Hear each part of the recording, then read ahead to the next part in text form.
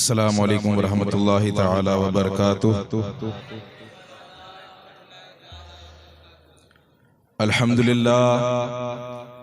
अल्हम्दुलिल्लाहिल्लज़ी हदाना सवाअत तरीक़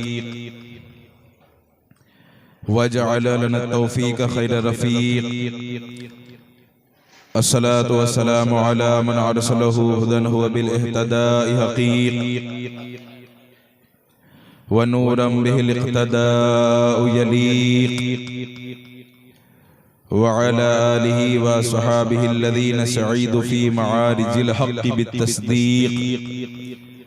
अम्मा बअद फ़अऊज़ु बिल्लाहि मिनश शैतानिर रजीम। बिस्मिल्लाहिर रहमानिर रहीम।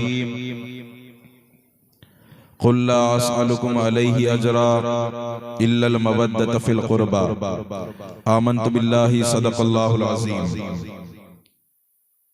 मैं कुछ अर्ज करूं, आपको समाअत कर रहे, उससे कबल आइए हम सब मिलकर दुर्रुल्लाहिल मकनून सिर्रुल्लाहिल मखज़ून आलिमे मा काना व मा यकून हर क़ल्बे परेशान के सुरूर व सुकून हमारे तुम्हारे सबके आका दानाए ग़यूब मुनज़्ज़ह अनिल उयूब हुज़ूर ताजदार मदीना राहत क़ल्ब व सीना व अरवाहुना फ़िदा मुहम्मद मुस्तफ़ा सल्लल्लाहु ताला अलैहि वसल्लम की बारगाह क़ुद्स में सच्ची मोहब्बत, ज़ौक़, शौक़, उल्फत और चाहत के साथ दुरूद पाक का नजराना पेश फरमा दें। अल्लाहुम्मा सल्लि अला सय्यदिना मौलाना मुहम्मद मअदनिल जुली वल करम व आलिहि व सहबिहि व बारिक वसल्लिम सलातन व सलामन अलैका या हबीबी या रसूलल्लाह सल्लल्लाहु ताला अलैहि वसल्लम। दुरूद पढ़ना मेरे आका की हदीस का मज़मून है कि ये दुरूद ऐसी बरकतें हैं कि जो तुम्हें दुनिया में काम आएगी और इंशाअल्लाह तबारक व तआला बरोज़े क़यामत भी ये तुम्हें काम आने वाली चीज़ है। इसलिए दुरूद दिल खोल कर पढ़ा करें। मेरे आका फरमाते हैं कि सबसे बखील वो है कि जिसके सामने मेरा नाम लिया जाए और वो मुझ पर दुरूद न पढ़े। इसलिए जब दुरूद पढ़ने कहा जाए तो फिर दिल खोल कर आका की बारगाह में दुरूद पढ़ा जाए। आइए एक मर्तबा और आले नबी की बारगाह में अपनी मोहब्बतों के फूल पेश करें। अल्लाहुम्मा सल्लि अला सय्यदिना मौलाना मुहम्मद मअदनिल जुदी वल करम व आलिहि व सहबिहि व बारिक वसल्लिम सलातन व सलामन अलैका या हबीबी या रसूलल्लाह सल्लल्लाहु तआला अलैहि वसल्लम। मुअज़्ज़ज़ सामईन, अल्लाह तबारक व तआला का ये बेपनाह शुक्र और एहसान है कि आज अल्हम्दुलिल्लाह हम और आप ईद गौसिया की निस्बत से ये जिन महफिलों का इनेकाद कर रहे हैं, अल्लाह तबारक व तआला हमें इन महफिलों का हमारे जिक्र से बढ़कर बदला अता फरमाए। वरना मेरे इमाम तो फरमाते हैं ना कि तलब का मुँह तो किस काबिल है या गौस, तलब का मुँह तो किस काबिल है या गौस। इमाम फरमाते हैं कि हुजूर गौसे आजम का जिक्र, हुजूर गौसे आजम से मांगना हमारा तो मुँह भी उस काबिल नहीं है। क्या फरमाते हैं? हमारा मुँह भी उस काबिल नहीं है कि हम उनसे मांगे।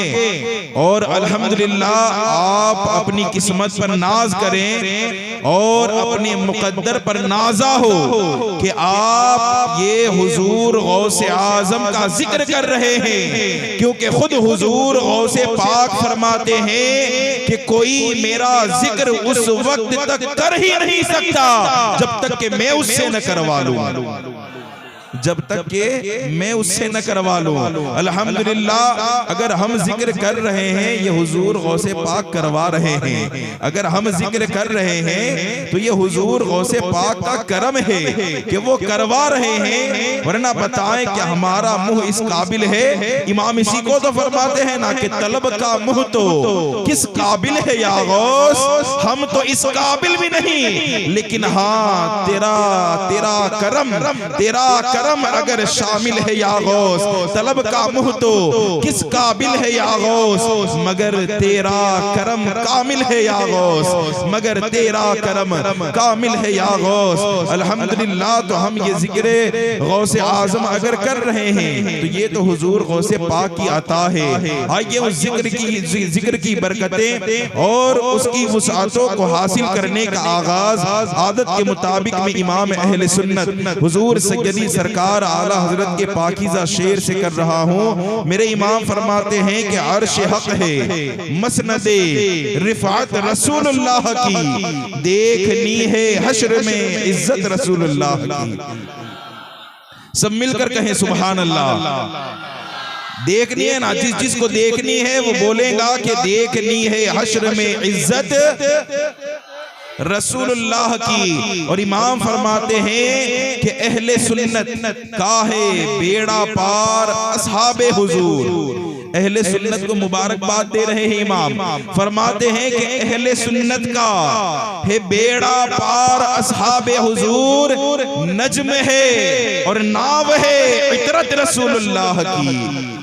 इतरत कहते हैं आल को, यानी अल्हम्दुलिल्लाह हमने सहाबा के दामन को भी थामा है और अहले बैत के दामन को भी थाम के रखा है। आज देखें कि आज जिनका आज उर्स मुबारक भी है, अल्हम्दुलिल्लाह जिनके हम शहदाई है, जिनके हम फिदाई हैं, जिनके साए में, जिनकी बरकतों से, जिनकी दुआओं से आज हमारे काम आसान हो रहे हैं, हमारे रोजियों में बरकतें हो रही है। वो हुजूर शाह रिज़्क़ुल्लाह का दरबार है। अल्हम्दुलिल्लाह, ये वही इतरत है, ये हुजूर की वही आल है कि जिनके सदके में हमारे बिगड़े हुए काम बन जाया करते हैं। तो मेरे इमाम मुबारकबाद देते हुए फरमाते हैं, गोया कि मैं अगर मफ़हूम बयान करूं तो इमाम मुबारकबाद दे रहे हैं कि ए अहले बैत से, ए मेरे रसूल की इतरत से मोहब्बत करने वालों, ए शाह रिज़्क़ुल्लाह से, शाह गौहर पिया से, शाह ज़हीर मिल्लत से, शाह दादा बापू से मोहब्बत करने वालों, मुबारक हो तुम्हें कि अहले सुन्नत का है बेड़ा पार अस्हाबे हुजूर, नज्म है और नाव है इतरत रसूलुल्लाह की। नज्म है और नाव है इतरत रसूलुल्लाह की। यकीन जाने जब जनाब अतीक रजा बड़े खूबसूरत अंदाज में पढ़ रहे थे तो बीच में एक शेर बहुत खूबसूरत आया, और जिसका जो शेर तो जहन में नहीं आ रहा, मफहूम ये है कि इसी चौखट से मिल जाता है सब कुछ, तो फिर किसी और चौखट पर क्यों जाए। ये हुजूर सैयद हामिद रजा बापू इसी खानदान के चश्मो चिराग फरमाते हैं कि इसी चौखट से मिल जाता है सब कुछ, तो फिर किसी और चौखट पर क्यों जाए। ये क्यों कहा, इसका मतलब आप समझे। ये मतलब इंशाअल्लाह आज मैं अपनी गुफ्तगू कल मैंने जहां खत्म की थी ना, वहां से आगाज करूंगा, और याद रहा तो याद दिलाना। आखिर में आपको मैं बताऊंगा कि ये क्यों किया और आपने क्यों फरमाया कि इसी चौखट से सब कुछ मिल जाता है, वरना कोई और चौखटे नहीं है, कोई और चौखटे नहीं है। दरबार गौसे आजम है, दरबार हुजूर इमाम हुसैन है, दरबार ज़ैनुल आबिदीन है, दरबार इमाम बाक़िर है, दरबारे आप अगर इस तरीके से खानकाह सिलसिला कादरिया के मशाइख को शुमार करते चले जाएं, इतने दरबार है, लेकिन आप फरमाते हैं इसी चौखट से मिल जाता है सब कुछ। क्यों फरमाया आखिर में करेंगे ना इंशाअल्लाह आखिर में बयान करूंगा, इसकी वजाहत पेश करूंगा कि क्यों ये फरमाया।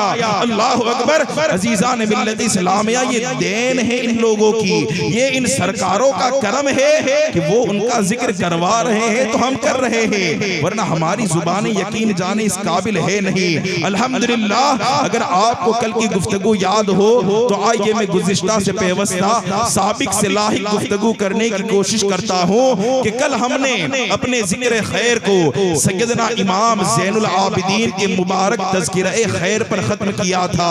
आज इंशाअल्लाह तबारक व तआला वहीं से आगाज कर रहा हूँ। बात बड़ी गौर से सुनिएगा कि अल्लाह तबारक व तआला ने आपको वो मकाम और ज़ुहद का ऐसा तक़वा और सय्यदुस साजिदीन का ऐसा लक़ब अता फरमाया कि आपने उनका खौफ खुदा, कल हमने समाअत किया कि अल्लाह तबारक व तआला ने सैयदना इमाम ज़ैनुल आबिदीन को कैसा तक़वा अता फरमाया था और आपके दिल में जो खौफ खुदा था वो कैसा था कि आप जब वजू करते तो लरज़ जाते, अल्लाह के हुजूर खड़े होते तो लरज़ जाते, आपके चेहरे का रंग ऐसा तब्दील हो जाता कि रिवायतों में तो आता है कि जब आप नमाज के लिए खड़े होते तो आपको पहचानना मुश्किल हो जाता। इस तरीके से आपके चेहरे का रंग मुतग़य्यर हो जाता, बदल जाया करता। वो आप पर खौफे खुदा का ऐसा असर होता कि आपके चेहरे का रंग भी बदल जाता। अल्लाहु अकबर। वो सय्यदुस साजिदीन होकर वो इबादतें जिन पर नाज करे वो इतने बड़े मर्तबे वाले होकर के उनमें ऐसा खौफे खुदा मौजूद है। अल्लाहु अकबर। अजीजो आप जरा देखें कि अल्लाह तबारक व तआला ने सैयदना इमाम ज़ैनुल आबिदीन को जहां तक़वा और तहारत में आला मंजिल और रिफ़ातों की वो मसनद पर फाइज फरमाया था कि आपका कोई नज़ीर और आपका कोई मिसल नजर नहीं आता। और अल्लाह अकबर, बाबुल इल्म और उस हैदरे कर्रार के इल्म का ऐसा आपको समंदर अता हुआ था कि आपके इल्म और फजल का भी आलम ये था, आपका इल्म और आपके कमाल का आलम ये था कि आप कुरान फहमी का ऐसा ज़ौक़ रखते। यानी कुरान को समझना ये कोई आसान काम नहीं है, कुरान को पढ़ना अलग है, कुरान को समझकर पढ़ना अलग है। इसकी मिसाल देकर आपको एक बात बता रहा हूँ कि एक मर्तबा सैयदना इमाम ज़ैनुल आबिदीन ये आप वजू फरमा रहे थे, आपकी कनीज आपकी गुलाम आपको वजू करवा रही थी। अब आप बैठे हुए हैं और वो कनीज आपको वजू करवा रही है। अब दौरान वजू वो प्याला उसके हाथ से छूट जाता है और वो प्याला जिस तरीके से नीचे आता है तो उसके नीचे आने की वजह से वो प्याला आपके चेहरे नूर पर लगता है और आपके चेहरे पर जख्म आता है। अल्लाहु अकबर।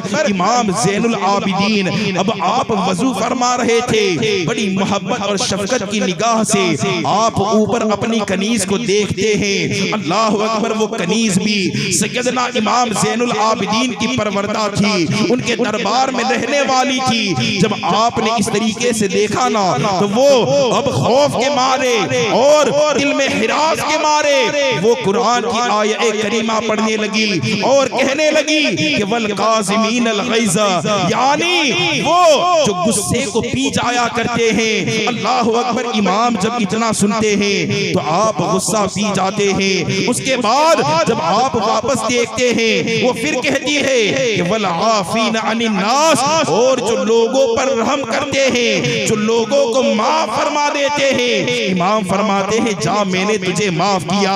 अल्लाहु अकबर। उसके बाद कहती है कि इन्नल्लाह युहिब्बुल मुहसिनीन, कि अल्लाह तबारक व तआला एहसान करने वालों को पसंद फरमाता है। तो यहाँ पर जब वो ये जुमला कहती है तो अब तक तो वो आपकी कनीज थी, आपके दरबार में गुलामी की जिंदगी गुजार रही थी, लेकिन अब इमाम ज़ैनुल आबिदीन फरमाते हैं कि तूने जो सूरे बकरा की इन पाकीज़ा आयतों का विर्द किया है, जा मैं तुझ पर एहसान करता हूँ और आज से मैं तुझे आजाद कर देता हूँ, आज से मैं तुम्हें आजाद कर देता हूँ। ये सैयदना इमाम ज़ैनुल आबिदीन की कुरान फहमी देखे कि आप किस तरीके से उसे समझते थे कि वो बढ़ती चली गई और आप उसकी वजाहतों को महसूस करते हुए आपने उसको आजाद भी फरमा दिया।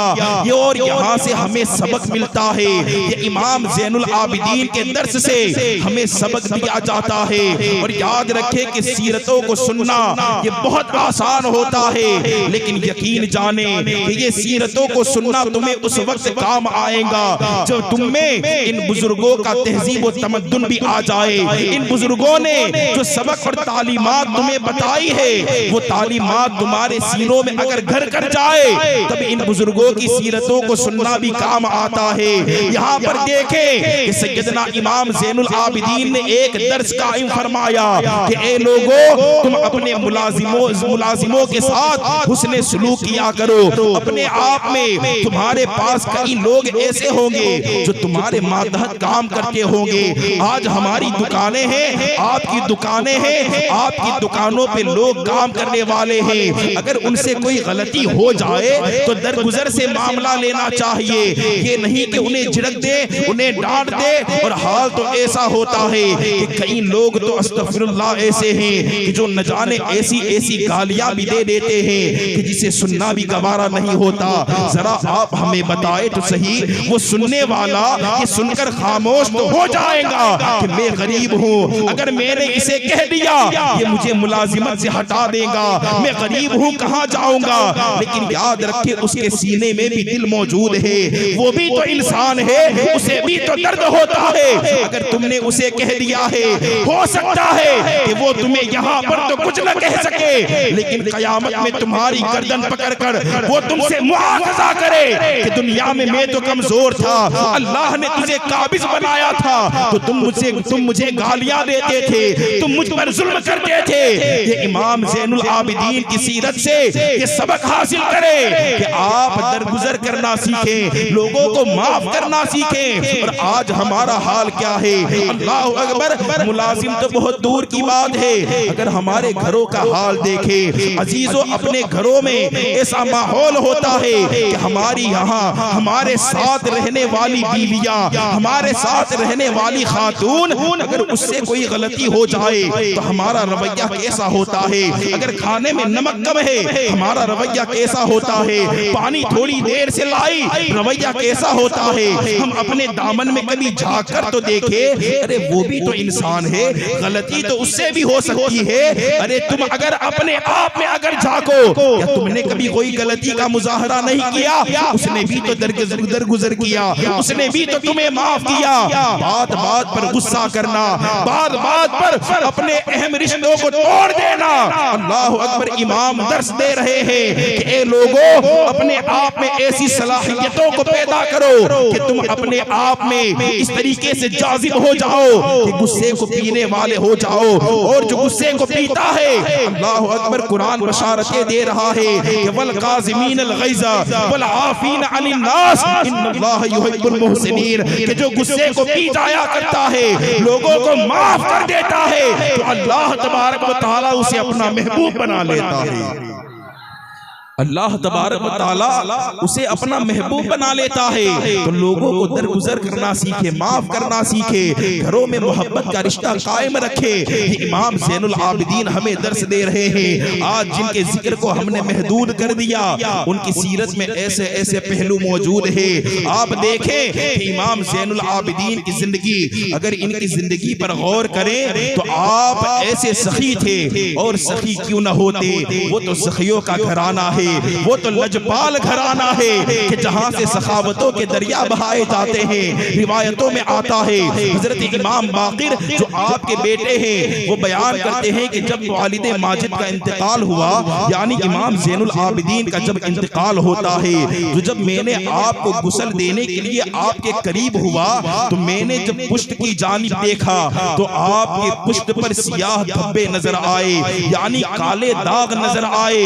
वहां पर पूछने वालों ने पूछा कि ये काले दाग किस लिए है? हमने तो कभी इन्हें काम करते नहीं देखा, हमने तो कभी इन्हें मजदूरी करते नहीं देखा, फिर ये इनके पुष्ट पर ये सियाह दाग कहां से आए हैं? तो वहां से पता चला कि ये वो ऐसे सखी थे कि जो ऐसी सखावतें किया करते कि आप जब रात का सन्नाटा होता, जब तमाम लोग सो गए होते, रात अपनी पहर पर होती, तो आप रात के सन्नाटे में आटों की बोरियां लिजा कर एक एक गरीब के घर पर आप वहां पर दरवाजे पर रख देते और उस पर उसका नाम लिख दिया करते, क्योंकि वो अरब के मुसलमान गयूर मुसलमान थे।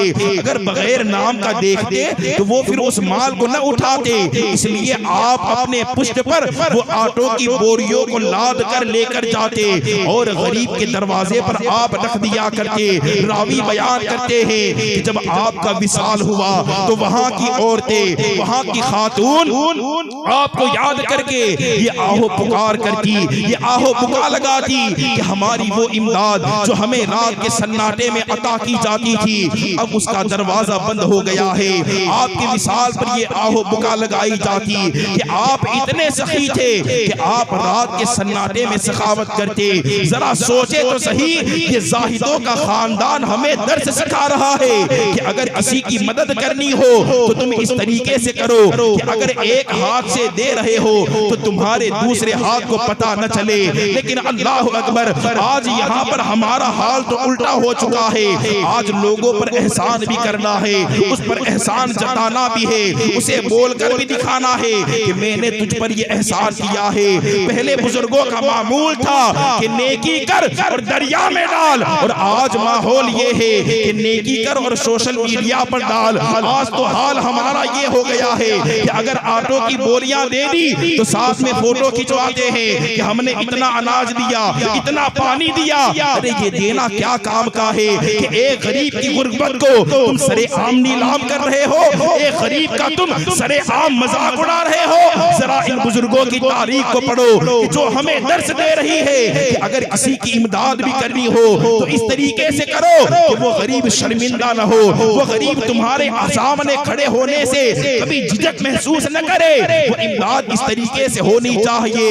ये हमें वो लजपाल घराना सिखाता है। ये लोगों, ये जात इमाम ज़ैनुल आबिदीन की है जो हमें इतने सबक देकर जाती है, इतने दर्स देकर के जाती है। और अल्लाह अकबर, मैं शान क्या बयान करूं वो लजपाल घराने की। आपका मकाम तो ऐसा है कि आप देखें, जब तवाफ के लिए आप एक मर्तबा खाना एक काबा में गए तो आप जैसे ही वहां पर दाखिल हुए तो वहां से पहले, आपके दाखिल होने से पहले एक शख्स वहां पर मौजूद था, अब्दुल मलिक, जो मरवान का बेटा है। अब्दुल मलिक जो अपने वक्त का होने वाला बादशाह था, वो वहां पर मौजूद है। और जब वो वहां पर तवाफ के लिए गया तो उसने जाने से पहले तमाम लोगों को मताफ खाली करवाया, तमाम लोगों को मताफ खाली करवाया और वहां पर कहने लगा कि सब लोग मताफ खाली करो। और न जाने 1, 2, 3 घंटों से सब लोग उसके चाहने वाले, उसके गुलाम ये मताफ को खाली करवा रहे हैं कि अब अब्दुल मलिक यहाँ पर तवाफ करने आएगा। लेकिन वहां तो आशिकों का हुजूम था, कोई वहां से हटने का नाम नहीं लेता, कोई उसे रास्ता नहीं देता। अब्दुल मलिक मारे गजब के फिर ऐलान करता है कि यहाँ पर मताफ को खाली करवाया जाए, मताफ को खाली करो और मुझे अंदर दाखिल होने दिया जाए। लेकिन वहां पर जो आशिक मौजूद थे वो एक बाल बराबर भी नहीं खिसकते और जहां पर मौजूद वहीं पर मौजूद रहते। लेकिन अल्लाह अकबर, इसी दौरान रावी बयान करते हैं कि हाल क्या देखा कि एक ऐसा शख्स है कि जिसके चेहरे पर ऐसा नूर मौजूद है कि जिस नूर को देखकर अल्लाह के हबीब की याद आ जाए, जिसके चेहरे के नूर को देखकर शहदाए करबो बला की याद आ जाए, जिसके चेहरे में हैदर कर्रार की वजाहत नजर आ रही हो। वो नूर वाला चेहरा अपने पूरे ताबो ताब के साथ और ताबो तवा के साथ एक तरफ दाखिल होता है और खाना-ए काबा के एक रास्ते से आप अंदर की तरफ आ रहे हैं। ऐसे कमजोर कि जिस्म पर कपड़े भी फटे हुए हैं और कई जगह पर पैबंद लगे हुए हैं और निहायत ही लागर और कमजोरी की हालत में आप अंदर की तरफ बढ़ रहे हैं। अल्लाह अकबर, रावी बयान कर रहे हैं कि वहां अब्दुल मलिक ये 2 या 3 घंटों से ऐलान कर रहा था कि रास्तों को खाली करो। लेकिन यहाँ पर जब ये शख्सियत वहां पर दाखिल होती है तो हाल ये हुआ कि जैसे जैसे आप अंदर जाते जाते लोग रास्तों को खाली कर दिया करते।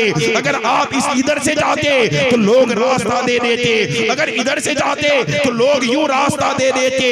अल्लाह अकबर, ये कौन है कि जिसके लिए लोग रास्ता खाली कर रहे हैं? यहाँ तक कि आप खाना-ए काबा के पास पहुंच जाते हैं। अब अब्दुल मलिक ये मंजर देखकर बड़ा हैरान होता है कि मैं तो बड़ी देर से यहाँ पर खड़ा हूँ, एक मुद्दत से खड़ा हूँ, कोई अपनी जगह से टस से मस न हो रहा था।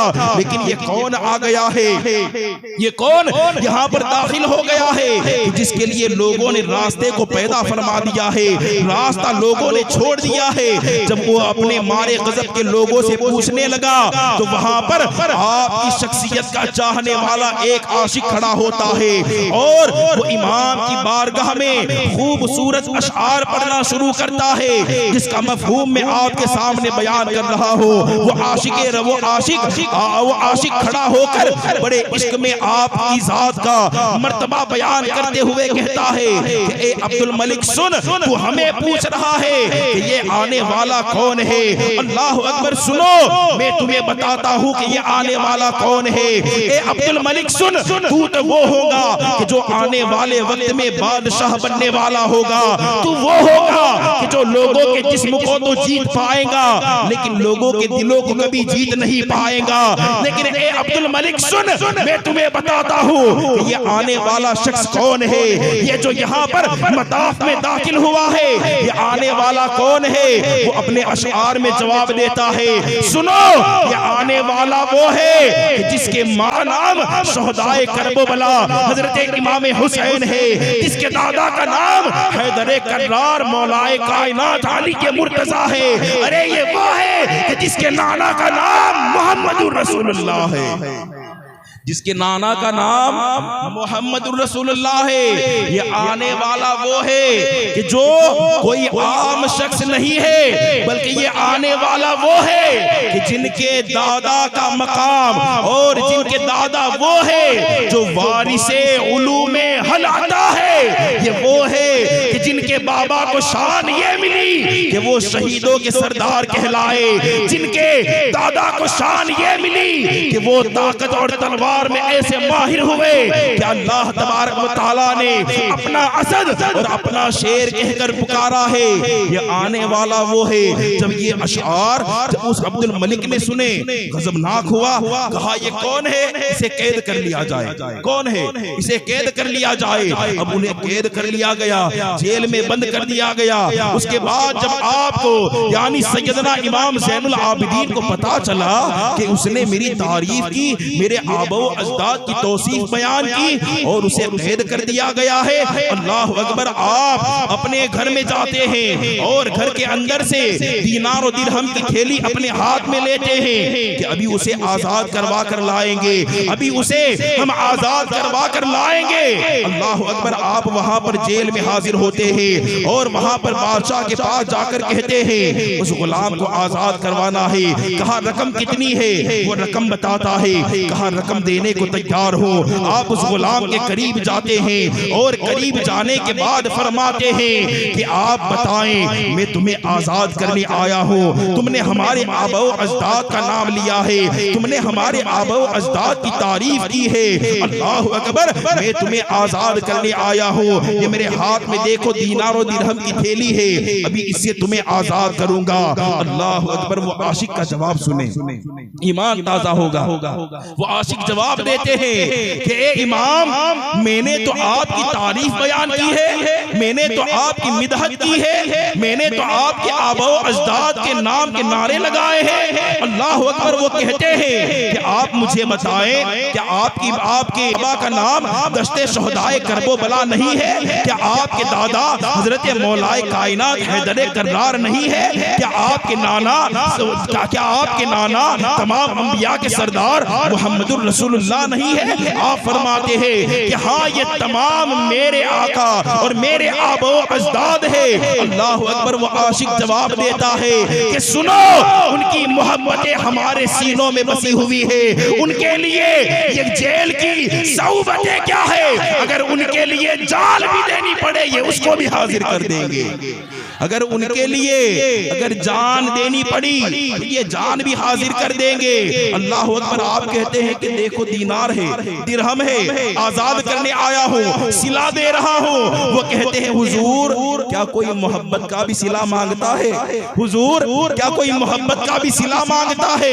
वो मोहब्बत ही क्या जो मफाद परस्त हो जाए। इसीलिए मैंने कहा था कि मोहब्बत कभी मफाद परस्त नहीं होती और जो मफाद परस्त हो वो कभी मोहब्बत नहीं होती। जो मफाद परस्त हो वो कभी मोहब्बत नहीं होती। वो आशिक कहता है हुजूर, ये मोहब्बतों का सिला कोई लेता है?